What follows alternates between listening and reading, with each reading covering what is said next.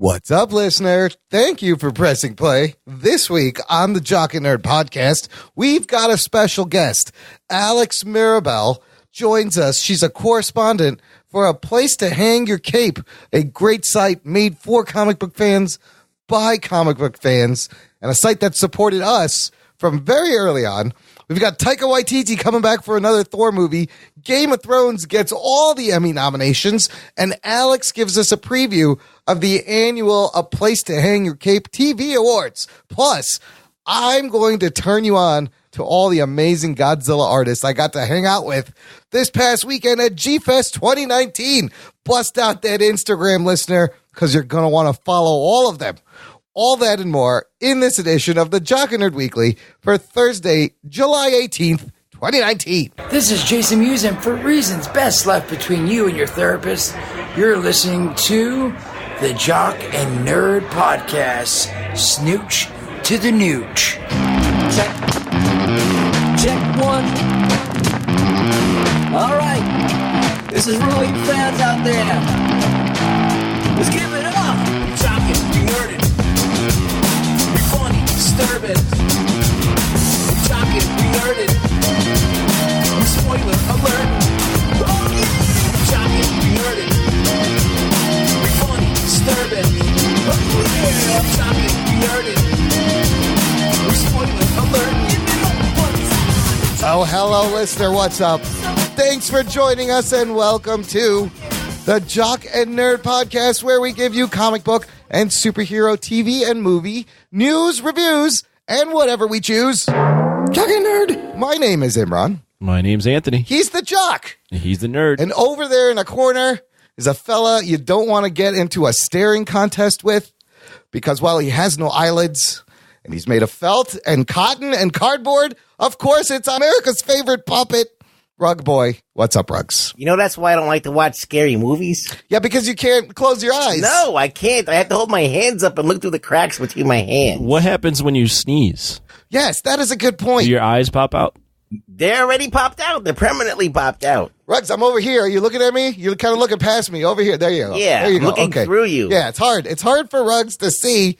Also joining us, very special guest hanging out with us this week. She's an aspiring podcast editor, producer, and frequent guest of Podcapers, the official podcast of A Place to Hang Your Cape, and an avid fan of DC Comics. Please welcome Alex Mirabel. What's up, Alex? Hi. Who told you about the DC thing, David? Maybe it was a little birdie named David Malofsky. Yeah. That's the joke. Is I'm the DC correspondent who's actually from DC. Oh, you are the I wasn't sure if you were a fan of Washington DC. She loves DC from DC. Yep. And it's thanks to the awesome David Malofsky over at A Place to Hang Your Cape. He connected us, and you guys are doing your annual TV awards. And I believe the first year we revealed it on our show back in 2016. It was crazy.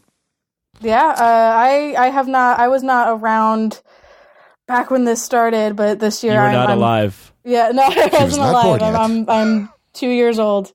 Well, it's nice to have a female child on the show. Yeah, we need more babies. Yeah, in authority positions. The toddler perspective is very important. Yes, exactly. We got to cover. You will take care of the young, and we will take care of the old fuck generation. Me and Rugs, and Anthony's in the middle. This will be great. We can show that we can all get along. That's right. Life Or should can be. we? Well, we'll find out. Let's do the geek news, you bastard. The Jock and Nerd Podcast. Call her a bastard. No, I was talking to you guys. Sorry. Okay. Female guest. Definitely, that was What the hell? directed to me. That was definitely a little Rug bit Boy. to you, Anthony. Yes. I mean, I'll take it. Mostly Rug Boy. So, you guys, we are recording on the first day of San Diego Comic-Con 2019. Oh, it started already? So by the time this show comes out, all the good news will have been out already. Absolutely. And we'll have to talk about it a week later. Yes. Yeah. Fantastic. Next week, when you guys all forget what came out, we will remind you on next week's. But that's one of our most fun shows, is the San Diego News Rundown. Look, there's a couple of tangential things we can talk about that will be relating to what people are talking about this week. For example, this first piece of news, I think Kevin Feige and MCU were probably saving to release at the Hall H panel Saturday at San Diego Comic-Con, but I believe it leaked, and then They just had to release it. And that is the fact that Taika Waititi is coming back to write and direct Thor 4. Oh, shit. 4 Thors. There's got to be 4 Thors. Thor 4 and scored Yevon 7 years ago. Thor. There's so many great 34 jokes. There's a lot of great jokes. A lot of great wordplay. Thor 4D. We're going to get that. It's just going to be that part from Ragnarok where he's going through on the roller coaster-esque thing, and it's just going to be that. That's what the movie's going to be. It's going to be 4D. Or you just go 4D and you just have live reenactments of the entire movie. It's instead of it reenacting, it's just a live play everywhere you go. Oh, it's 4D, yes. Yes. I can't wait to see Thor 4 and 40X. There's so many 4s. Oh, my God. I just want to see 4 Thors. Well, are we going to see 4 Thors and Thor 4? This is the first also. I want to see if Thor gets sore when he has 4. After 4. After 4. Will Thor be sore when we get any more? This is the first 4 movie in the MCU, and it's interesting that Thor is the one. Avengers was the 4th one. Well, they fucked it up until the 3rd one, and then I guess they got it right in the eyes of the masses. I guess outside of Avengers and the solo movies, the first. It's really the second movie because they completely reinvented Thor. Yeah. Absolutely. Alex, were you a fan of Ragnarok? Yeah. Ragnarok is one of, and this is a contentious topic on Podcapers, one of the few MCU movies I actually enjoy. Well, listen, don't take any shit from Scott Merity, all right? But you don't like MCU movies? Oh, no. I mean, I have like a few of them that I really like, but for me, they've just gotten really stale, and I've never really been a Marvel person in general, so it's not really interesting to me anymore. Do you feel the fatigue? Oh, yeah. Yeah. All the superhero fatigue that people keep saying is a thing, and some people keep saying it's not a thing. I'm the only person for whom it's actually a thing. She's tired. Yeah, you might be the only person. Because, if you look at, we'll get into the box office of Spider-Man, I thought it was going to be a thing, and not for Marvel. Oh, no, yeah. That's killing it right now. But, so, really good news for, like, Thor fans and Taika Waititi fans. I'm excited to see where he goes. Maybe we'll see Beta Ray Bill, the horse-faced Thor. Would that get you back in, Alex? If there was a Thor that had a face like a camel horse? I mean, it might not even, depending on how the next Guardians go, it might not even be Chris Hemsworth, It might be all Tessa Thompson. Oh, they could switch it out. I believe, though, Hemsworth is tied to this. He's coming back. And but maybe I can't get my hopes up too much. Well, he may be in Guardians 3, and then that'll lead into Thor 4. But let me ask you, does the Hemsworth do anything for you? Come on. I like Hemsworth. I just like Tessa Thompson more. Yeah, she's a great Valkyrie. Yeah, she's... I will see it. Like, I haven't seen it yet, but I've heard how terrible people think that Men in Black is. I want to see it just for her. I like her a lot. Well, those two have chemistry. Maybe they'll make a Valkyrie movie instead. Oh, maybe she doesn't need to be a Thor I would movie. prefer that to Black Widow, honestly. She's got to have the ponytails or whatever, those braids. Right. The braids are cool. Isn't she like the ruler of Asgard currently? I never saw Endgame. Oh, you didn't spoil it. Oh, wow. Spoiler, yeah. I edited the I edited the Oh, you had to listen episode. to the review without seeing the movie, so everything gets spoiled for you. Anyways. Yeah, everything. I'll get a message from Scott saying, watch out, it's this video. Well, wait. How do you work for a site called A Place to Hang Your Cape and not see Endgame? I never went to, I was in school at the time, and so I was busy with finals, and then none of my friends were like, we have to go see it. So it really was just, Made some new it friends. came and passed. Yeah. She lives in the bizarro world, Anthony. I'm perplexed right now. He just thinks that people don't exist that don't like Marvel. Hey, it's still in the theaters, Alex. There's still time. Oh yeah, they're bringing it back. Or did they already bring it back in theaters? It just kept running. And it's getting closer to Avatar. But there's still a chance to see it. Now, this is bad news, though, if you are a fan of Akira. Bugs, you're a fan of Akira, right? Yeah, but I never want to see this movie. Well, Taika Waititi was working on a live-action Akira. There's no point to it. That has been put on hold indefinitely, which is probably... It's only going to be shit. I mean, it's going to be hard to make that... That's a put on hold for Thor. Yeah. Let's do Thor 4 instead. So that's probably one of the pieces of news that already is out by the time this show posts. Here's another one that's not in your notes. Yes. The Top Gun trailer came out. Oh, yeah. See, I was going to save all this for the next episode, but did you? Yeah, but it happened today. It did. Did you watch it? There's a lot of trailers that came out today. There was a Jay and Silent Bob reboot. I saw that trailer, yes. I'll just, the Thor, the Top Gun one, I had no idea a Top Gun movie was you even didn't coming know? out. I knew they were making that. Top Gun Maverick. I heard them talking about it for years, but I think it was supposed to be a surprise today. Yeah. No one knew exactly when it was coming. I did watch the trailer. What did you think, Anthony? I mean, Top Gun doesn't hold like a special place in my heart, so I was just like, oh, that's cool. Tom Cruise in Top Gun. I haven't seen a Top Gun movie in 25 years? Yeah, 1986. 86, 23 years ago. Yeah. I wasn't, I just wasn't expecting it, but I'd leave it to you guys. That Top Gun's more your speed, right?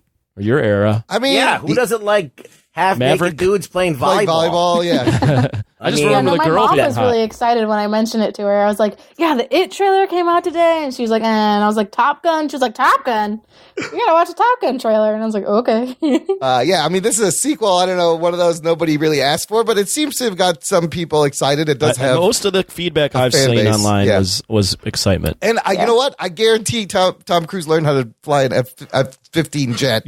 He fucking rode that plane. He drove that shit. He learned how to fly that fucking plane because that was his stipulation to be in the movie. He's like, you don't have to pay me. I just want to fly the planes myself. How's he still a pilot, though, 23 years later? I find that kind of hard to believe. I think he's been flying planes his whole life. He probably has.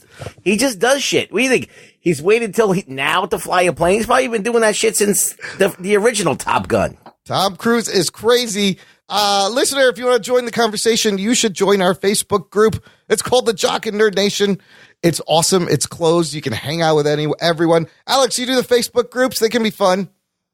Yeah, I mean, I don't think I'm in any Facebook groups other than stuff from my college. It's like Facebook's for old people. It is. Great job, Imran. Yeah, I use Facebook a lot. I just don't use groups a lot. You do the Facebook groups, don't you? Actually, I've never been in a Facebook group. All right. What are these? Well, tell me about them. Now, you know what it's like when Imran talks to girls when he was single. Demographic. It was just like he would bring up a topic and they would just completely shoot it down. I forgot the demographic age has changed for Facebook. Definitely. But look, if you have an older uncle or grandmother who wants to join the Facebook group, definitely pass on the link. Yeah, we got a Facebook group. It's a lot of fun. I'm always seeing my dad comment on random. I think he follows like every comic book creator ever on Facebook. Anyways, if you want to hang out with our listeners, join the Facebook group. Whatever. Moving on. Listen.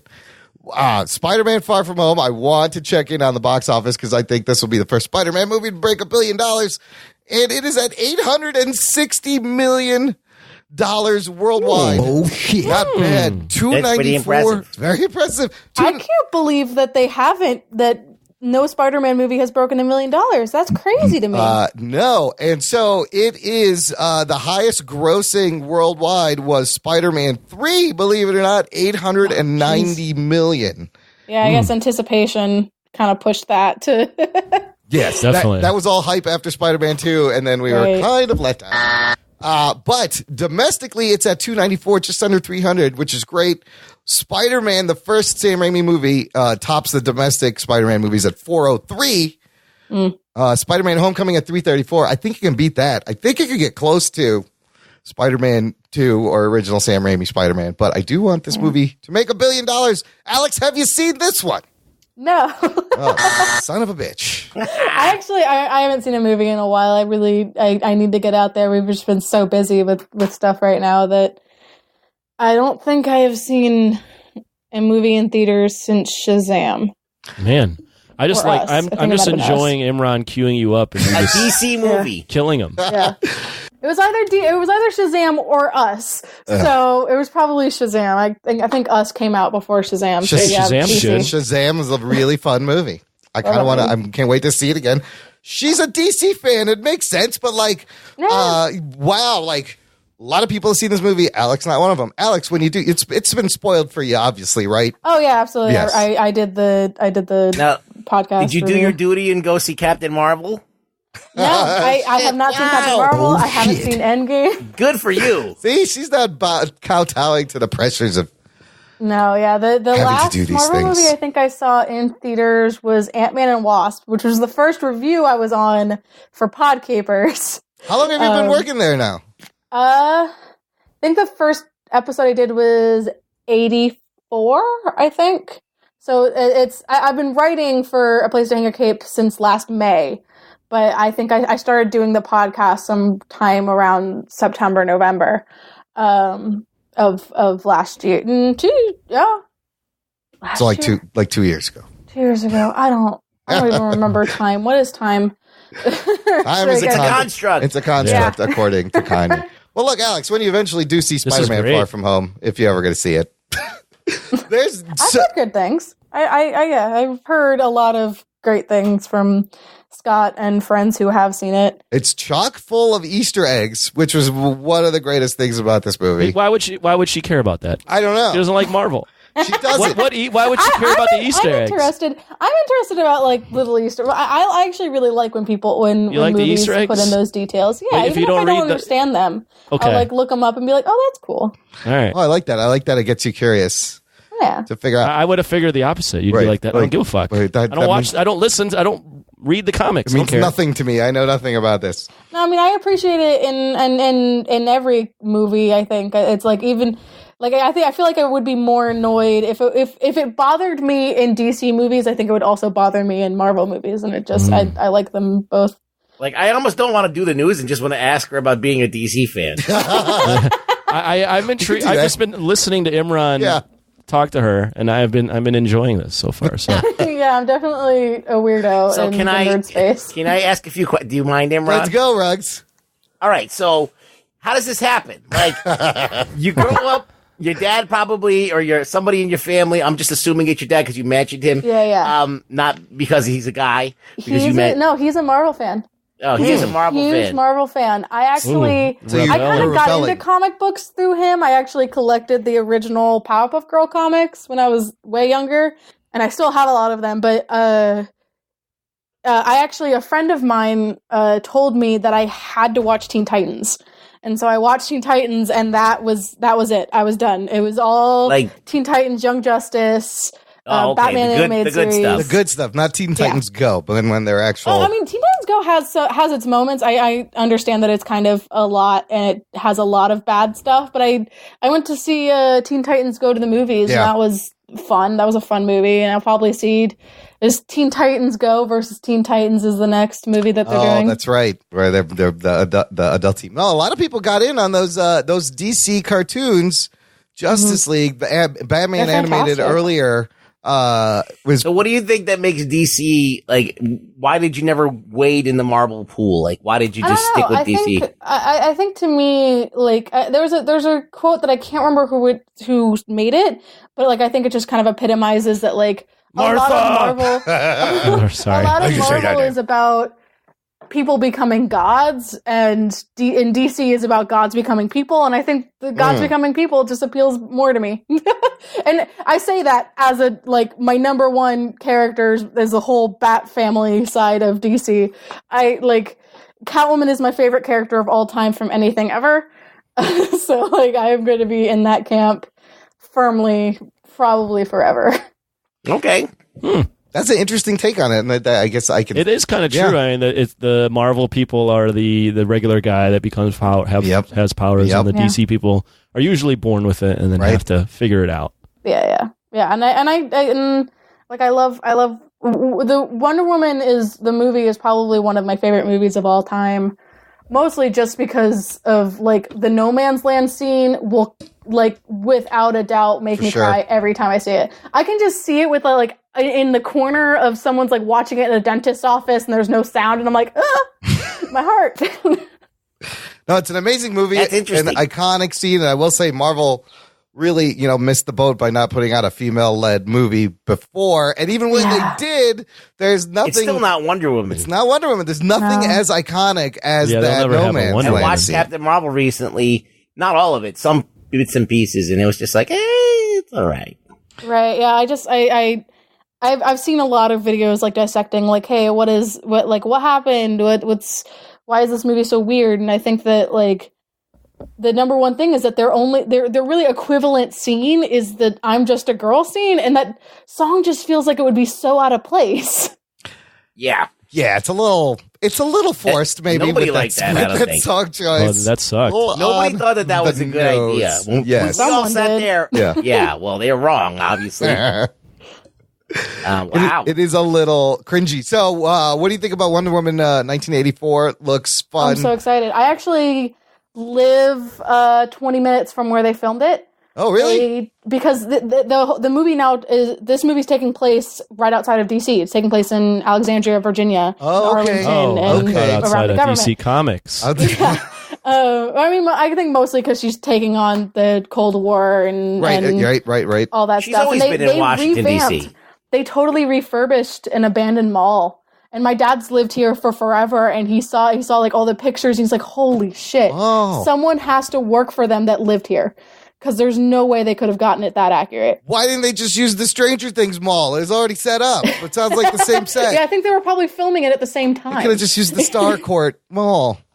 That's going to be great. But how do you think Steve Trevor, Chris Pine, is involved in this movie that takes place 50 years later? I think 70 years either later. a dream sequence, like, Okay. or she's seeing him in other people, because obviously he's wearing like 80s stuff in the pictures that we've seen him in, or we're gonna have a Peggy Sharon kind of situation where it's somehow like his great nephew or Looks his just grandnephew like him. Yeah.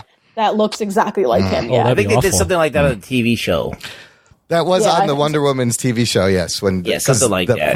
The first season was like in World War One, and then I jumped ahead, and it was the Steve Trevor So, third looked the The same. Bat Family is your favorite thing, right? yeah. Oh yeah. So, do you like the Batman movies? Do you like Gotham? Do you watch Titans? That's what we call it. varying levels of like for them. I liked Gotham just for what it was just kind of a dumb, silly show. Titans, I thought I liked it a lot when I watched it, and then I watched Doom Patrol, and I'm like, oh god, Titans could be so much better. Right. Doom Patrol is by far like probably one of the best things DC has ever done. I love Doom Patrol. I was blown It's so away by good. this season. I was looking forward every Friday. It's so Oh my quirky gosh, and it's weird, so and good. it has so much heart. And you can, I love these characters. Yeah, I never thought that No I one would asked you, ever Imran. care about Rita Farr ever. And I was Imran like, like something? Impossible. Rita Farr is like so amazingly tragic. she's so I good. Yeah. And like love she's I love this I show. love this movie. See, that's me. We're Rug Boy. Every time we watch a show, this is him. Fuck that show. This is what happens. Yeah.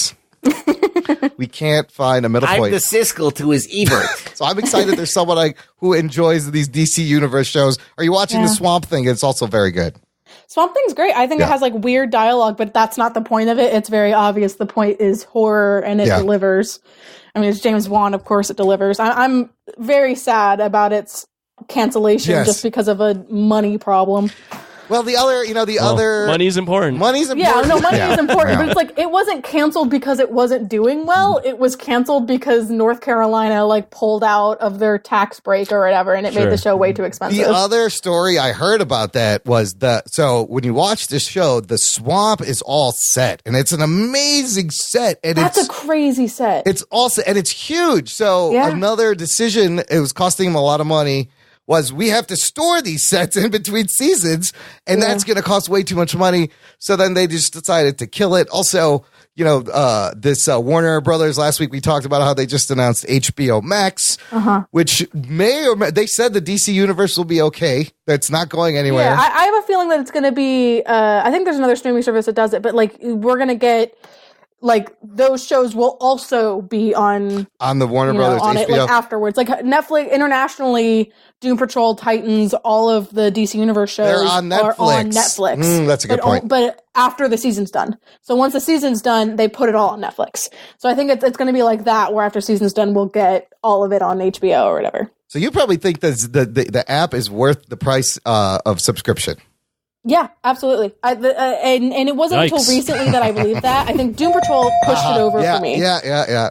But I think there's so many, like, it took them a while to actually get a lot of comics on there, but there is thousands of comic books that you can just read totally. I mean, for free if you pay for it, but like For anytime free? you want, That's not free. you can read these comics and Yeah. legitimately, technically, without pirating. And and it's a great resource. And they have like blogs now that you can write your own articles and post them to the site. They've got like a whole community center. It's trying to be like a DC social media kind of thing, and they have an encyclopedia on there too, which I think is possibly free. You don't actually need a subscription to go into it, but it's really cool. You can just type in the character and find everything they've ever been in, like key issues that you should read if you want to learn about them, all their background and stuff. It's really, really cool.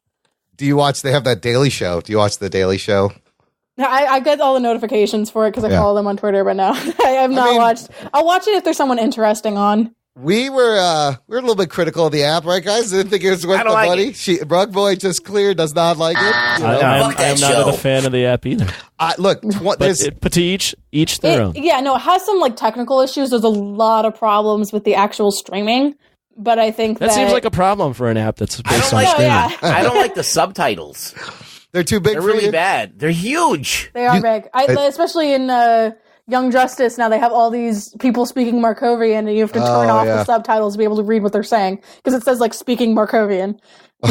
On top of it, there's over 20,000 comic books. I actually found myself reading like the Brian Michael Bendis Man of Steel and some Dark Knight's Metal. I read the first issue of that. Yeah, it used to be just like shitty issues that no one wants to read anyway. Now there's like good stuff. And now it's actually good stuff. Yeah. But I love Swamp Thing, and I agree. Doom Patrol, I really made me love that service. But they announced, that's what made you love it? I thought you liked it from the start. It had a rough start, obviously. But why would they announce Sandman for Netflix? Why would they not put it on this DC Universe app and they went straight to Netflix? That I think is weird. I think it's because they're trying to keep up a relationship with Netflix because of the international. Because obviously Marvel had this relationship with Netflix and it went totally south. Yeah. And they don't want to piss off Netflix, so that's why they're giving them all these shows. They still have all the CW shows whenever they're done on the CW every season.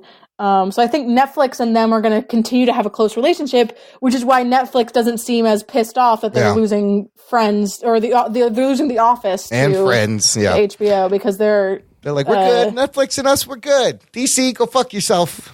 I mean, Disney, go fuck yourself. Take it on. It's clear. Like the second that they bought Fox, and they bought Fox just for Hulu, they were like, motherfucker. And that's when they started pulling all the cancellations. The streaming war is gonna be this great. DC detour has been interesting. It's been a lot of fun. Alex, let me ask you this, because this will dictate if I skip this whole next news bit or not. Okay. Are you a Game of Thrones fan? I was. I didn't watch this season, but I know all about this season. So well, let me look at this. What the next Game of Thrones thing is? I don't want to talk about this. No, just because look, we reviewed the season and it was a contentious season. It was split amongst the fans. I was wondering how it was going to do in the Emmy nominations. The Emmy nominations have come out. Oh my God! Record-breaking 32 nominations this year, the most ever for a series in a single year. I don't think it deserves that. I think it's just getting that because it was such a big thing that now that it's over, it's like, okay, we need to give them everything. When in reality, I don't think, and I really have only seen like the key moments of the season, but I from the fan reaction, from the people that I trust that have told me about it, it did not deserve so many of the nominations. But the nominations are for acting and for special effects, costuming, all that. It deserves all that stuff. There's a directing and writing one for the episode that everyone hates. There's one. Yeah, that's outrageous. So which one is it for? It's for the last episode, I believe. Oh, yeah, that's rough. But also the writing, Benoist and Weiss and whatever their names are, they're getting nominated for the writing of the. I did enjoy the last episode. I thought that was of course you did. Imran. It was better. It was better than the episode. Well, let me throw in here.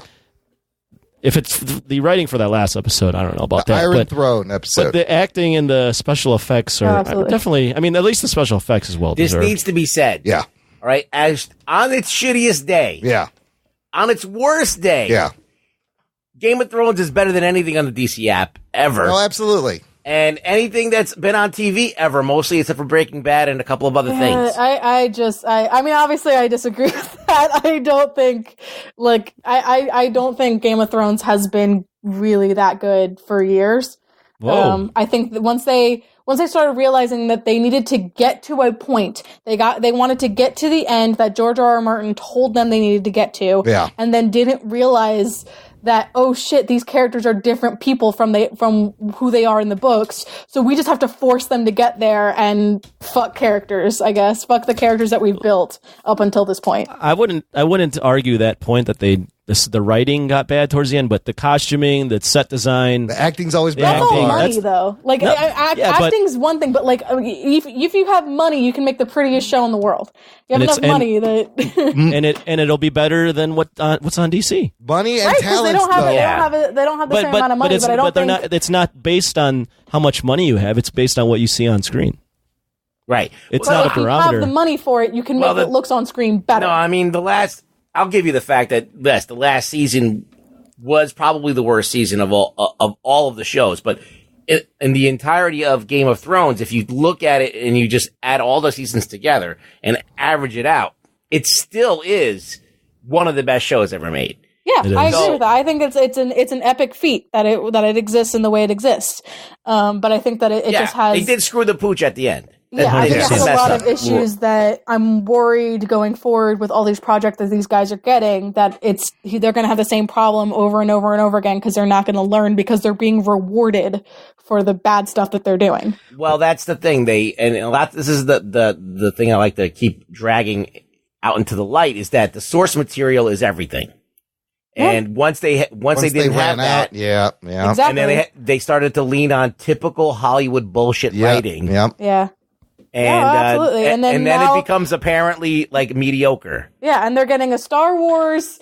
Yes. They're getting, so we'd be worried about the Star Wars series on HBO, like about what if the Confederacy won, which is just. I don't know if they're still doing that one. It's writing by committee. It's writing by committee that they do. Well, let me say this though: it definitely screwed the pooch toward the end.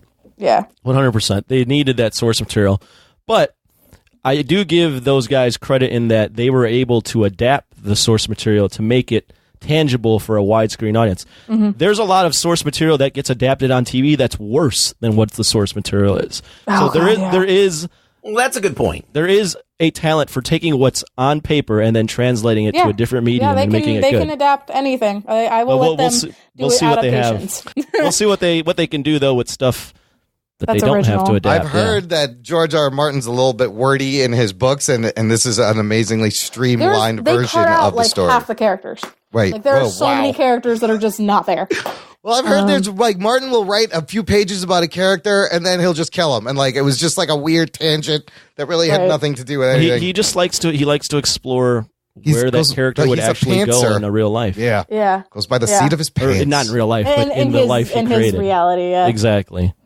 I still hope that the cast and the technical crew and the creatives do get rewarded, because it is unlike anything. I'm surprised at 32 nominations. Yeah, I think there's a fantastic back behind the scenes video of like the table read. Yes, it's in the documentary. It's really good. Oh my god, and they're all just bawling at the finals, or whatever the scene is with Danny. And like, because they don't know, and they're reading it for the first time, and she had to like Emilia Clarke called her mom and begged her for forgiveness. Oh man, she's like, I'm so sorry. I know that's not me. Like it's I didn't want this or whatever. Like it's so sad. Tying this back into San Diego Comic-Con before we take a break, there's a Game of Thrones panel this year, and I thought that was kind of weird because I felt like, oh boy, if they take fan questions, if they have the prequel, show coming out. But the whole cast is coming out as kind of like a one last goodbye. Okay. I was like, man, if the showrunners show up, well, literally yesterday they announced that Benioff and Weiss have canceled their scheduled appearance at San Diego Comic-Con. That's a mess. Yes, that's pretty craven. The minute you take questions from the audience. You're so fucked, Benioff and Weiss. That's probably the right move. The actors and actresses won't get any flack. Right, because they could be like, hey, it wasn't us. Fault. Yeah, we're reading the script. But I was like, man, you really going after this fucking, how the season went down? That would have been a stand-up move, though, if they did go. And they're like, let's take the questions. No, they're like, no, fuck all that.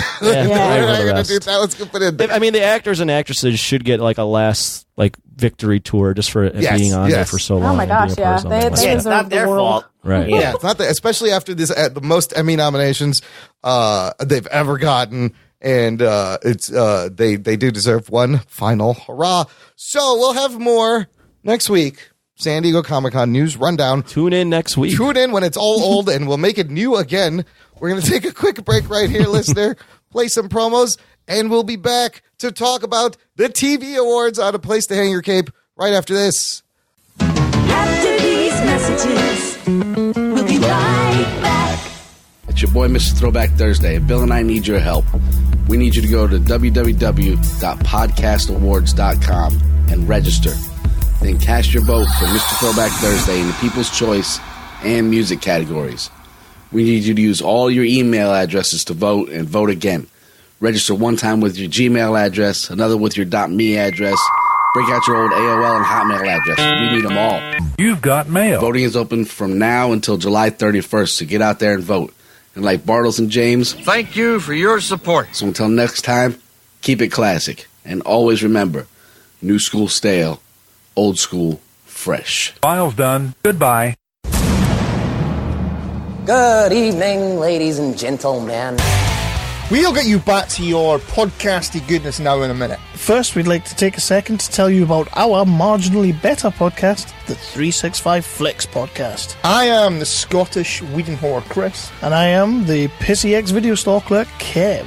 And we bring you the latest movie and TV news, reviews and rants. All that and a bunch of top fives that you really will not care about. Subscribe to us on iTunes, Libsyn and all other third-party podcasting apps. And on top of all that, you'll get free access to our indie talk. You'll hear us speaking with directors, producers, actors, comic book creators and artists about their experiences. Don't forget to drop us 5 stars and follow us on the Facebooks and the Twitters. Told them not to go in the water. Do you like superheroes? Do you like movies, television shows and comic books? Do you like listening to a guy rant about these things for hours on end? Well then you're in luck, because you need to check out Podcapers, the official podcast of A Place to Hang Your Cape. Featuring me, Scott James Merridew, we'll be talking about a variety of geek and nerdy issues, joined each week by a rotating panel of guests that will try to contain me. Jokes on them, I cannot be contained. So please join us on Podcapers, the official podcast of A Place to Hang Your Cape, where superheroes go to relax, but I never do. Cue the music!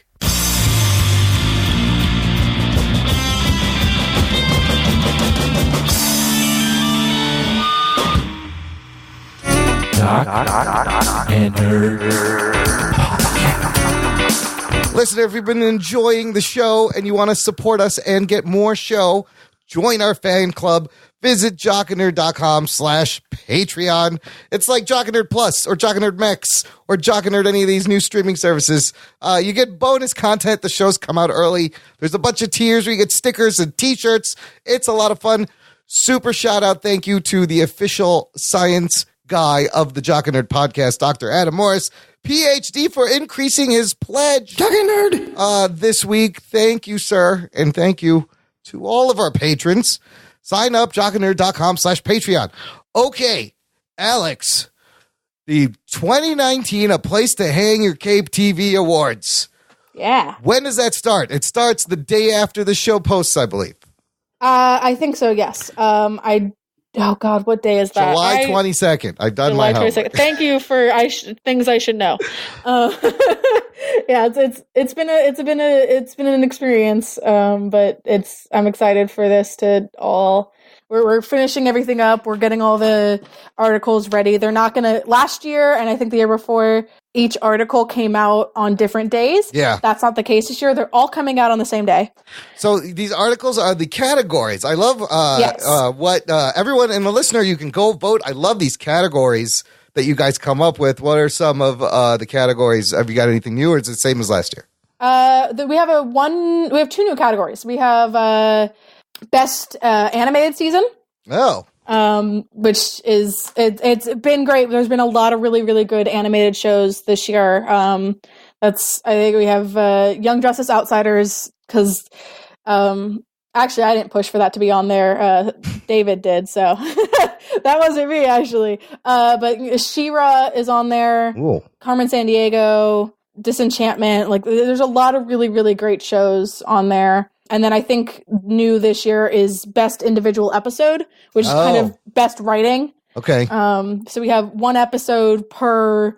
We decided very early on to have one episode per series if it even gets on there, because I had a nightmare deciding which Doom Patrol episode I wanted to put on there. That's got to be really hard. So that's what I want to get into. When we started this podcast, we would review episodic reviews of comic book shows every episode that was the worst. For a season. And in 2015, we could do that because there was maybe a handful of shows. It was right? just, I can tell you what, it was Flash, and Arrow, and then we got like Gotham, Legends of Tomorrow, and Agents of S.H.I.E.L.D., Agent Carter. Easily and manageable. So many. So I just, for my own edification, I tried to list all the comic book shows I could think of that were running in 2018, 2019. I came up with 33 shows. Oh, shit. Yes, I should love this, because when I was a kid, we didn't have this. Hell, 5 years ago, we didn't have any of this. Now it's overwhelming. I am not able to watch everything. Does this make it harder to come up with the categories and nominees for your award show? Yeah, there's some shows that, like, obviously we had to have, but there are a lot of shows that we just unfortunately didn't get to because like A Place to Hang Your Cape is not a big group of people. Not everyone can watch everything. So there's some shows that unfortunately, fell to the wayside. There's some shows that we tried to represent, and then we asked people who are outside of Place to Hang Your Cape, hey, do you know what would be good for this show? Like, what category it should be in? We wanted to represent as many shows as we possibly could. Yeah. It was just so hard. We tried to have this thing of, okay, if the full season's not out yet, but that would disqualify Swamp Thing, which isn't even getting a second season. So we wanted to put Swamp Thing, we wanted to put Young Justice, even though technically it's not over yet. But because it's been kicking ass in former years, unfortunately, we wanted to let other shows do better. Agents of S.H.I.E.L.D. is not anywhere here. Really? Oh my God, entirely out.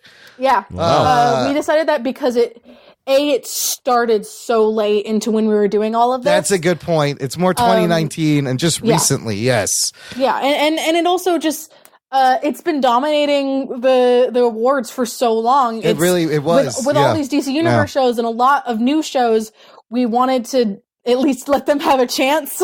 So you rigged it. Yeah, it's all my fault. But no, in reality, like, David and I had a really long conversation on whether or not we should include Agents of S.H.I.E.L.D. And he ultimately decided, no, we can keep Swamp Thing, we can keep Young Justice, but no Agents of S.H.I.E.L.D. So I have a link in here, and I'll put in the show notes, listener, to the video of when he came on, and we did it on Blab, episode 114. And Agents of S.H.I.E.L.D. won every category. And I remember, Anthony, we were like, man, this show has crazy fans. Oh, yeah. I remember everyone was voting for just Agents of S.H.I.E.L.D., even though it didn't deserve to win every category. And it had way more votes than everything else. I have some news just released this week about Agents of S.H.I.E.L.D. The show ending. I just got you there, Imran. Currently on season 6. But, dude, the history of the show, it gets pushed back to Friday. It gets pushed back to 9 p.m. 2 times it has miraculous renewals when they did not know it was going to get picked up. Mm-hmm. And then they just announced it will end with the next season 7. I think a show like that is really hard to do because they're so heavily reliant on whatever's happening in the movies. Well, not anymore. The reason why I fell off with it so early on was because it felt like they were just waiting around for a movie to happen, and then the plot would pick up, and then it would die off again. They tried to make it connected, and originally with Winter Soldier came out, it did connect to that whole, Hydra's taking over. But then there's no way, it was never really connected. You can watch the show without watching the movies. At some point, it just couldn't be anymore. It really, it sucks that it, was so reliant on that early on, and it was something that I just couldn't. But are you excited for these Disney Plus shows coming out then? Because you're asking the wrong person. Even gonna get You're not Disney going to Plus. get it. Yes, you'll get the DC universe. So you know where your money's going. Like you've already made your decision. Maybe like my dad owns all of the other streaming services, and I just mooch off him. So maybe if he gets it, I'll watch a few things. But like some of the names of these shows are really dumb. WandaVision sounds fun. What could that be about? WandaVision sounds like a weird 90s variety show. Not even 90s, like 80s variety show. Welcome to WandaVision. And it's like the two most serious and tragic characters in the MCU, and their show is called WandaVision. It'll be interesting to see what that actually is. Right. But so let's look, I think DC's track record on TV, it seems to be a little bit stronger than Marvel overall, right. But Marvel has been catching up with the Netflix shows, and now and even then, there's not a lot of DCCW. There's some DCCW there because obviously that we have some things that like we couldn't not have, but a lot of us have fallen off with the DCCW shows. Yeah. I'm pretty much. I know someone watches The Flash a lot. Someone watches, I think, Arrow sometimes, and I watch Legends of Tomorrow and Black Lightning. We used to watch all of them, and I watched maybe 2 of them, and I know these guys don't watch any of them anymore. Yeah, I gave up on those. I gave up on Flash. I think I don't even remember why I stopped watching. Arrow got too weird for me. Supergirl, I didn't even like season 1. Wow. How do you like DC but don't like this? I'm so confused. It has a like weird energy. Like Arrow tried too much to be Batman, and I don't know why. Yeah, it's Batman light. Oliver Queen's supposed to be a comedic relief character. Like he's not supposed to be this dark. They wanted to make him palatable to the audience, and that was the only way they wanted to CW him. Like I always have some myths with CW in general. But the season 1 of Supergirl was, I think it kind of struck me the wrong way with kind of like we're feminist, we're like saying it every single episode and not actually showing anything like that. Like all of her female friends were either her sister or romantic rivals or her boss who was a terrible person to her. Like I really couldn't I couldn't get behind that, and apparently it's gotten better. Apparently like that was when it was on seasons are way better. Was on CBS, and then it moves over to CW and gets a little bit better. Have you seen what is the best TV show, comic book based TV show of all time then? That like in the recent 5 years that we've gotten on. I'd say Doom Patrol. I'm going to say Daredevil. I would say, the Daredevil seasons 1 and 3 are very good. I like season 1 of Daredevil, but I like, and I like season 2 too. But there was so much with Defenders. I never got through Defenders. I never got through Iron Fist. No, don't worry about those. Because of the other shows, it made my enjoyment of Daredevil worse. I got to watch Doom Patrol. I like the first episode a lot. Doom Patrol is really, really good. I highly recommend. I've been giving, and don't tell DC Universe, but I've been giving my password out to my friends. Oh, well, that's fine. Everyone does that. That's how I've been getting my friends to watch. And actually, one of my friends was like, "I bought the app. I got it. I got That's a great. subscription." I got someone to buy the app at work too. I think I got about 3 episodes into Doom Patrol, and I was getting wary of the girl with the multiple personalities. I found her to be really annoying. Jane, she does an incredible performance though throughout the show. Jane. She's the reason I got turned off of the show. Jane is an interesting character. A lot of them, like, they seem so one note. They seem so kind of like they seem like these terrible people, and then they grow from like there's so much growth. Like there's really very little plot, but there's so much character growth. It's all character driven, the show, which is what I like. Oh yeah, it's 100% character driven. Yeah, so I might have to just check it out and hang in there a little bit more. But yeah, definitely. I think Cliff is worth it. Larry's worth it. Rita's worth it. Even if you don't like Jane. Brendan Fraser is amazing as Cliff Steele. Oh, he's so good. But they were revolving a lot of the episodes around her. That's why. Right. Yeah. She's very important very early on, but they they focus more on Cliff, Larry, and Rita, and Victor when he shows up. I will also say another great version of Cyborg. Like it's a really good version of Vic Early on, he felt a little bit extraneous. Like I didn't really know what they were doing with him. And I do think like it's like he's the weakest part of a very, very strong show. Yeah. So it's hard to like he's not, he's not terrible. He's just the weakest part of a fantastic show. So that bar is just so high. Timothy Dalton's great. Alan Tudyk is great. Oh my God, Alan Tudyk in their support in their roles, and it has the craziest. Was discovered by Joss Whedon. Who was? Alan Tudyk, right? Yeah. Because they were buddies. Because he was in the Dollhouse. I like and wearing Firefly. tunics. You like tunics? Like a Russian? Alan Tudyk like and a I Roman? have the same birthday. Oh, yeah? Happy March birthday. 16th.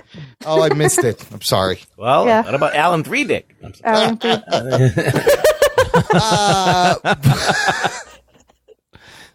Had to be done. I love Cloak and Dagger. I would recommend that Are we to going to people. announce categories? No, you know what? Really, she's here to just kind of promote the idea shit? of the show Oh, okay. and get people to vote, because you'll be able to vote on, like, best costume, best breakout character. There's a shitload of categories. Yeah, the ones that always get the most attention is ship of the year. Like relationship, we have so many people in there, and so many, of course, like returning like characters. Like we gotta have Olicity, we have to have West Allen, but we've got like new people. We've got some Gotham represented. We've got, and I'm interested to see how this pans out, because we have both Dick and Barbara from Young Justice and Dick and Starfire from Titans. Oh yeah. Okay. So that's going to be an interesting kind of rivalry there. We've got Dick and Starfire got it on in Tiddens, yes. Yeah, in Tiddens. Yeah. We got like Abby Arcane and Alec Holland from Swamp Thing. Lucifer, Gotham, Black Lightning, Runaways. There's so many Umbrella shows. Academy, Yeah. Winona Earp. That is the biggest category right there. I mean, obviously, best season. We have literally every show that had a new season. That's a lot. That is completed, is represented in best season. Good luck in that. And a lot of these shows are now canceled too. Recently. What are you excited for TV wise coming out? This week on Amazon. Good question. The show The Boys premieres, which is I'm just interested to see what that is. Yeah, that like, was. I'm interested in that. It seems a little bit like stuff that I've already seen before. It feels very much like, what if superheroes were not good? And it's like something that we've seen so much already. Like it feels like a little bit Watchmen-ish. Yes. But I'm interested to see kind of because it looks cool, I guess. I'm really excited for, because DC Universe does like one show at a time. Right. And I think the next one is either Harley Quinn or Stargirl, which is live action. Harley Quinn will be that adult animated. Both of those sound kind of fun. Oh yeah, I mean, Jeff Johns is in charge of all this DC Universe stuff. Of course, he was going to get Stargirl in there. What do you think about Batgirl and her joining the CW? Batwoman. Yeah, Batwoman. That's a different character, Imran. Come on, dude. You blew it. You Son of a Batgirl's getting her own movie. Batgirl's the movie. Is Kate Kane. Batwoman. Yeah, sorry, Batwoman. I never saw where she's in. I do feel like they said, okay, we have a lesbian character. Who's the first lesbian we can think of? Oh, Ruby Rose. Ruby Rose, let's get her. She's like, it felt like they really didn't go too deep into trying to find an actual lesbian. I mean, Ruby Rose is a lesbian. Like, she absolutely 100% is a lesbian. I'm not saying she's not gay enough, which she seems to think everyone is saying. I'm saying that they really did not go much further than, oh, it's that gay chick from Orange is the New Black. Like, yeah, she was in the John Wicks. They just went for the popular buzzy one. Yeah, and I think, and also Kate Kane is is one of DC's most prominent Jewish characters. Oh, that's and right. And also not casting a Jewish actor. It feels like they're going to push that to the wayside, which sucks. And I mean, I don't expect much from CW really at all. So I really can't be angry with this, because I feel if it was like a movie, if it was something that I felt like they would take more care in the first place, like I would be a little bit more upset. But I think for the most part, it's exactly what I expect from CW.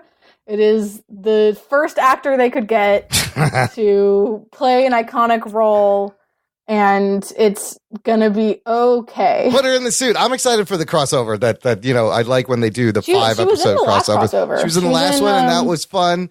And she'll probably be in the next one. Because next one's Crisis on Infinite Earths. Yes, where they should just kill Oliver Queen because it's been 7 years. Well, the next season of Arrow is the last one. Yes, I think they should kill him in that. So Crisis. they're probably going to kill him. But I'm worried because there's this idea that it's Crisis on Infinite Earths. We have to get everything because they already referenced Smallville in the other one. So it's probably going to be they're probably going to include. They're obviously going to include Legends Tomorrow. I wish they didn't. But they're going to include Legends Tomorrow. But I think they're also going to include Black Lightning. And Black Lightning has done so well being separated from all of them. It has a totally different tone. like very clear artistic style. The music is great on that show. Oh my god, it's so good, and I love the characters way more than any of the characters on the other. They shows. have yet to cross over on any of the shows though. The Black Lightning. They deliberately, the showrunners are different people, and they deliberately were like, no, this is a different show. Yeah, and you can tell. Like they reference it a few times. Like I think Jennifer says in season 1, she like jokingly calls her mom Supergirl, and like she's like, next you're gonna tell me you're Supergirl or Vixen. Alex, let me ask you this: do we really need a show named called Pennyworth that's about Alfred when he's young and hot and it's a badass? prequel to Gotham, which we didn't need really Gotham Right there. Yes, that's the problem. Gotham's already a prequel. Yes. Like, you can't prequel a prequel. Yikes! Well, they did it. I don't know. It's I like that it's on Showtime because maybe it'll get a little bit more violent. It's on Epix. Epix, whatever that's that what it is. Yeah, What the fuck's an Epix? I don't know. It could get violent, and I don't know. I think Alfred deserves his own thing. Like he definitely does. There's a lot of really interesting backstory stuff you could do with him. I don't know if it needs to tie into Gotham or its own show. You just do it, and just give me a Batman show, and then do it in a flashback. What's the problem with that? That's true. Yeah, I could do that too.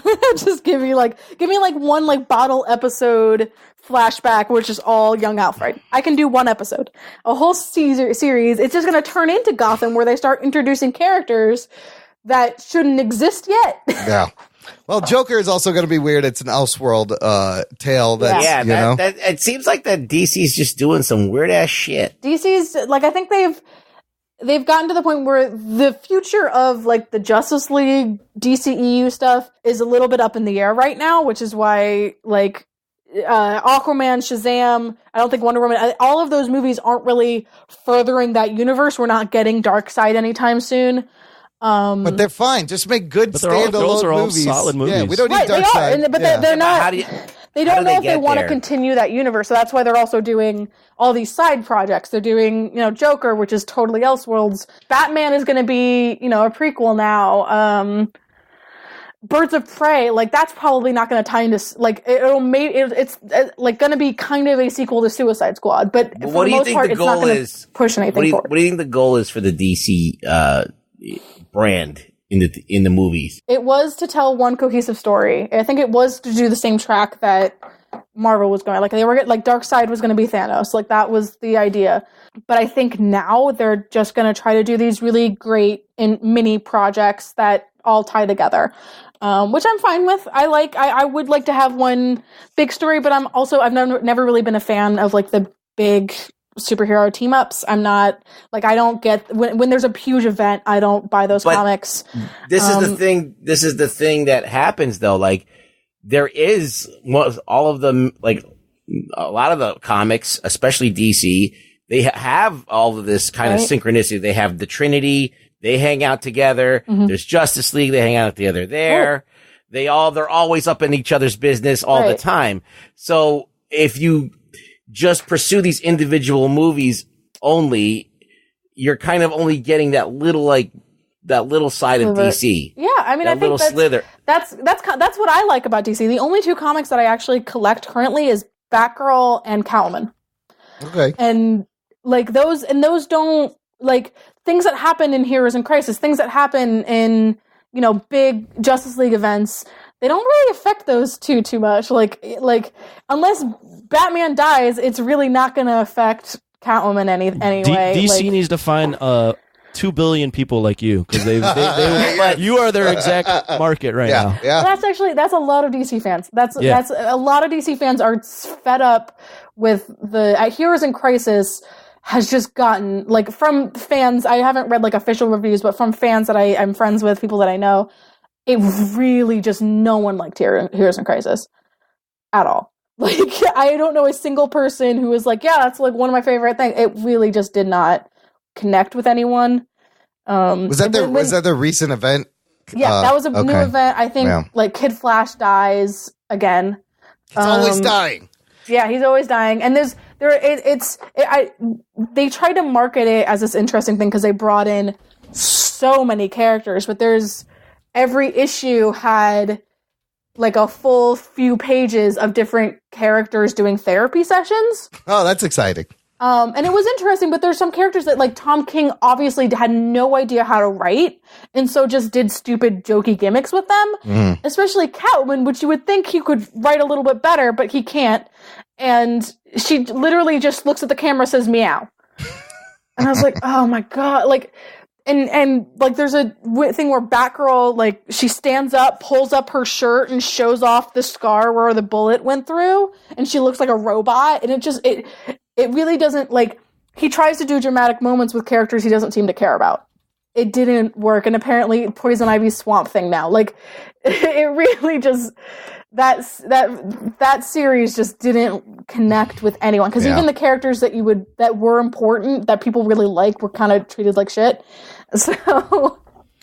That, I haven't read, that's why I'm still reading some Marvel, haven't really read much DC. But Alex, where should the people vote for these polls? Send them to the website. Yes, sorry. Which is, place to hang your cape. Yes. That is ap2hyc.com. There will be a big header. We'll have it all over the place on the front page. But definitely just, you could probably, if you're really struggling, you could just Google A Place to Hang Your Cape TV. I'll have the link in the show notes, and then I like when you guys reveal it over on the Pod Capers. Yes, I will be on with Scott, and we will go over and reveal every winner, and probably editorialize, talk about if we think that they deserve to win or not, because that's kind of who we are, where we will just tell you exactly what we think, even if we're trying to be positive. Oh, no kidding. Do you have a prediction? Like, give me a prediction for like 3 shows you think are going to clean up in this. I'm hoping Doom Patrol. I don't know, but I think Umbrella Academy. We have a lot of Umbrella Academy represented, and I think that's going to win a lot, because I think that had definitely a more thing. There's some Walking Dead that I think will probably win their categories that they're in. Oh, that's all right. That's we have Game of Thrones nominated for stuff as well, and that'll probably win the stuff that it's nominated for. I think She-Ra, that has a very dedicated fan base, including me and Scott. Yeah. So I think that's going to do very well. Daredevil, I think, is also going to win this. There's only a few things that it's nominated for, but I think the things that it is nominated for, it'll win. I mean, I think those are the strongest series over the past year, the ones that you just mentioned. So look, go vote early, vote often, vote for your favorite show. All of the categories will be available to vote for all at once. So on the 22nd, the first article goes up, which I believe is Ship of the Year. And all of them will be up at the same time, but we'll broadcast them differently. We'll have, the Ship of the Year will show up on Twitter one day, and then the next day, the next one. So if you want to, parse it out like that, but the link that we have, that is the Google form that everyone will be, filling out, has all of the questions, all the categories there all at once. So, vote as many times as you want to. We're not, restricting this to one vote. This is usually a big fandom fight. I know last year... I love it. It's a lot of fun. Oh, yeah. Last year, there was a lot of push from the Agents of S.H.I.E.L.D. fandom. Went like crazy. I saw... it was really the Agents of S.H.I.E.L.D. fandom versus the DC CW fandom. Wow. And this year... I don't know what they're going to do. There's very little of that. It's rigged for DC to win. Yeah, I mean, we're going to see, not even DCCW. Like, we have a few things for, Black Lightning, because I love Black Lightning. And there's so many shows. But obviously, I love David Malofsky, and I want to support anything he's doing. So, listener, check the link in the show notes. Alex, we're going to move into a segment called News from the Nation, and it sounds like this.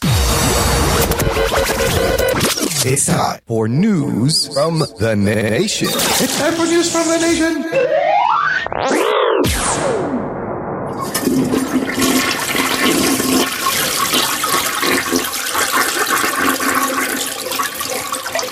Really just an excuse to hear a toilet flush, and for fart noises. That's also the fun part. But this is the part where I pull things from our Facebook group, Jock and Nerd Nation.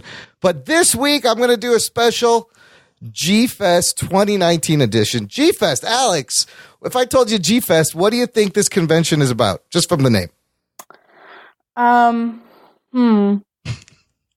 This always stumps people. Things that People start with G. Yeah, nobody ever gets Gamer it. Fest. I don't know. Oh, Gamer Fest. close. That's a good guess. Oh no! Now I'm looking at the show notes. There and I know you exactly go. what it is. It is the country's largest Godzilla and kaiju Japanese monster fan convention, held every year in Chicago. And through this podcast and meeting wonderful people and artists, we've got to know lots of awesome artists. And this is the 4th year I went in a row. Anthony, unfortunately, missed out this year. Anthony, they were all asking about you. I'm sorry. They missed you. How was it, Imran? It was a lot of fun. I love this annual tradition. I love seeing all of our friends who now listen to the show and have listened because we've met them at G-Fest. I'm going to shout out a bunch of artists, listener, and Alex, follow along. You could go to the show notes because you might find some awesome Instagram accounts to follow. Nothing here but great art. Couple of highlights, though, at the G-Fest. This one room had this like Japanese tea ceremony, this Godzilla tea ceremony thing, and we go in there, and there's this giant, like, it's like 3 feet tall, this metal. Yeah, you sent me pictures of Yes, this. it was a metal Godzilla tea kettle that you plug in, you put water in it, and then the steam comes out of its mouth. Oh, I thought out of his ass. No, not out of his ass. Oh. It comes, but it had a price tag in front of it, and now Did you break it? no, Alex. You son of a bitch. Before I tell you how much they wanted for this thing, Alex, the first year I went to G-Fest, it's all recorded on audio in our show. I broke kind of an expensive model. Oh, no. And all of it, yes, all of it was recorded on air, and I put it in the show. It's if you love cringeworthy audio. So, needless to say, every year I'm a little bit nervous. It's like I can't go into a Crate and Barrel because I will just smash all that glass.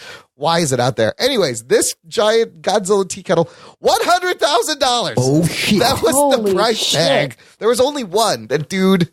Yeah, I think some guy made it out of like metal and shit. Yeah, like, it was he made amazing. It himself. It looked, yes, it like was. Tony Stark made the Iron Man armor He made it in a cave. It was with scraps. Anthony, if we had enough Patreon money, I would have bought that for you. Oh, thank you. I would be too scared to even walk into the same room. Yeah, I felt a little weird standing next to it. I was like, $100,000, you fucking crazy. But the toys there cost a lot of money. The other thing that was great is like on the Sunday night in the patio, everyone hangs out, all the artists. And I knew I was in the right geeky place with all my geeky peers when a fucking lightsaber battle kind of broke out. There was a lightsaber duel. All of a sudden, I'm like, holy shit, it's Star Wars over there. What the fuck's going on? But that's when you know you're amongst... Pretty geeky. Yeah, that's when you know you're amongst fellow nerds. But shout out, I told them I would shout out all their accounts so people could check them out. Of course, starting with John Bellotti Jr., our buddy. Heard him on the show, and you hear him here. I'm pumped. Yeah, me too. Yeah, he's the second voice. He's at Robo7 on Instagram. Amazing vector Godzilla work. Lenny Romero was there. It was great to see my buddy Lenny and Uncle Thomas Lensations. He's in San Diego right now. Yes, Lenny Romero is tabling at San Diego Comic-Con and has a stack of Jock and Nerd stickers on his table. Jock and Nerd! Thank you, Lenny, for let us put our stickers on your table. You can find them at Lensations on Instagram. Lenny is mean with a pencil. The most amazing pencil work you ever seen. Then you move on to Dope Pope, who's been listening to the show for 2 years. We met him at the convention. He's an amazing 3D artist who's been on the spin-off show. Dope missed you, Anthony, most of all. I missed him, too. I missed everyone that you're about to name, except some of the people that I don't know. There's some new everyone people. else that I do know, I missed you. We tried to get Bellotti to guilt you into coming, but I knew that wasn't going to work. No, I was... So for the people that were hoping I'd come, I had just come back from Vegas, and I felt like a truck had run over me. I bet you were just cashed. Yeah, I saw your Instagrams. Yes, we did. There was like so many people and girls in bathing suits. It was ridiculous. I mean, I was there for work. Yes. Yeah, you were working. Work. Yes. Work. I was at G-Fest, Anthony. I was like, and I was showing everybody. I was like, look where Anthony's at. And it's literally like you in that pool party with a bunch of people with their shirts off and fucking. I was like, this. Yeah, there was man boobs. There was all kinds of stuff. Dope Pope, though. Check out Dope Pope. Amazing 3D or as artist. We call him Do Pepape. Well, there's a reason for that. Because this next guy I met, it's Dope Pope's business partner who they started the t-shirt company with, Joe Girardi. Joe is awesome. Joe is like a Dope Pope clone. You can find him at Q Studios. And Joe actually came up with the name Dope Pope. and he told a hilarious story. They were trying to trademark it, right? And they called the trademark office. Yes. And the lady is like, you can't trademark the word Pope. Sorry. But it's not Pope, it's Dope Pope. So Joe goes, he goes, oh, you're pronouncing it wrong. It's the Poppy Pay. And that didn't, she wasn't buying it though. So so now now call him the Poppy Pay. Larry Quatch was there. You know Larry, right, Anthony? Oh yeah. Larry's also at San Diego. Amazing painter. Check out his illustrations at Larry Quatch on Instagram. Mike Cherkowski, who is in the group from thevampirerobots.com, selling amazing Godzilla figurines and other things. You can check him out at Vampire Robots. Crazy Jeff Zorno, I ran into a lot. This dude is nuts, and his art is great, and his stories are amazing. He is at Zorno Must Be Destroyed, which is somebody take Zorno down. He is a crazy man. Bill Couture at bill.b.couture, another amazing pen and ink guy and colors. He had a comic book out. And a new artist I met that kind of knew everyone, Giuseppe Bianco. Ooh, great fucking name. Giuseppe is really cool. You can find him at kaiju_sketches. Amazingly intricate pen work. And they're like these quirky kaiju characters, but you get lost in the texture he creates with very ink. fun stuff. Yeah. I've seen his stuff. Yeah, he's very good. So you guys, listeners, everyone, check out these Instagrams if you like. I like following a lot of artists on Instagram because it's inspiring to scroll through and see people's artwork and see, comic book illustrations from the greats and Godzilla illustrations. So I'll have all these links in the show notes. Alex, any of these guys jump out? Do you like any of these styles of art? I'm scrolling through right now. These are really cool. Are you a Godzilla fan? I'm not particularly. I don't think I've ever seen a Godzilla movie. But I think that I want to. Like, it's just not a thing that I've dive deep. It's a really deep fandom. It's a crazy deep fandom. Yeah, it reminds me. I'm kind of dipping my toes into the horror fandom recently. That's another one. It feels like that. And there's a crossover to comic books. It's very cultural too. Yeah, and there's people from Japan flown in from this. G-Fest is a lot of fun. Happens every year. And next year, Anthony. If I'm not sent out to Vegas for work, I'll attend. Hey man, what do you want to be? You want to be in a courtyard with lightsaber battles, or you want to be in a pool surrounded by women? Yeah, but we have Godzilla blood. And men, yes. Yeah, it's a hard choice. If Godzilla was in that pool, he'd be happy. So I don't know. I love, and I'm not even that big of a Godzilla fan, but I've grown to appreciate it hanging out because Anthony and Ruggs are big Godzilla fans, and I love these artists and the fandom. They're great guys. Yeah, everyone is super nice. It's a great community, and the fandom is crazy. Right on. All right, Alex, tell the people one last time before we peace out where they can find you, what you want them to do online. Go to A Place to Hang Your Cape, ap2hyc.com, and vote for any and all of your favorite shows, and tweet it out. We will be posting all the articles on Twitter. All articles will be online, but of course, AP2HYC and Podcapers is the Twitter. Tell Scott Meridew that he is my favorite exasperated Brit. Yeah. Ever. Listen to Podcapers because that is always fun. And even if you don't want to deal with Scott, there's one episode that doesn't have Scott. It's just me and my friend talking about the Adventure Zone. But everything Scott says is hilarious. His diction is great. Yeah, Scott has extreme hatred for all things Disney and on a lesser level, DC. Yes, so it's great. Oh, yeah, he does hate DC, doesn't he? I remember. He came on the show as the man who hates DC. Yes. Yeah. I think I've grown. I think I at least have gotten him to have some appreciation for it. But I think he's kind of so angry at Disney right now that he's just not focusing that anger. Well, I would recommend the Halloween musical episodes you guys do are they're really fun. Scott Point was the last one. Scott Point and the one before that we were part of. I mean, Rug Boy's the Felty King over here. We got the Felty King. Oh shit, that's right, right here, and Stan Lee. Rug Boy, say something as Stan Lee. Spider-Man. Yeah, he just has to talk like himself. And then Anthony and I were guards, and like Scott's, first of all, the writing and the music, it's amazing. So ambitious. Yeah, Scott does all of that himself. He wouldn't even let me edit the music. I edited that episode, but I wasn't editing any of the music. He had to do all of the music. It had to be perfect. His line delivery is so good. Like I told you, he's in the moment. I buy it. It's like great voice actor, Scott. Yeah. You have a lot of talent. So check all that out. I'll put links to everything in the show notes. Ruggs, where can the listener find you online? On Twitter. At Really Rug Boy. I don't even go on it anymore. Oh, Jesus. Yeah, Scott doesn't use his Twitter either, which is really funny. I'm the only directly connected other than fuck that David. show. Fuck that Twitter. Yeah, fuck that shit. Look, he's there if you want it. Full of assholes. Show notes for this episode, jockandnerd.com/284. Alex, thanks for being here. Yeah, Alex, thanks for your time. For having me. I learned a lot. Yes, and I like how we have, It's nice to see how the other side thinks.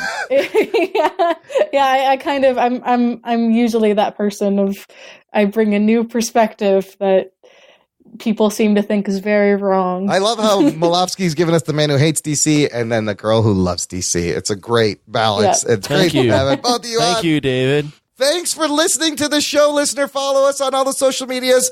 If you like the show, tell a friend, spread the geekery, and we'll catch you next time at the Jock and Nerd Podcast. My name is Imran. My name's Anthony. He's the Jock. And he's the Nerd. We'll peep you next time.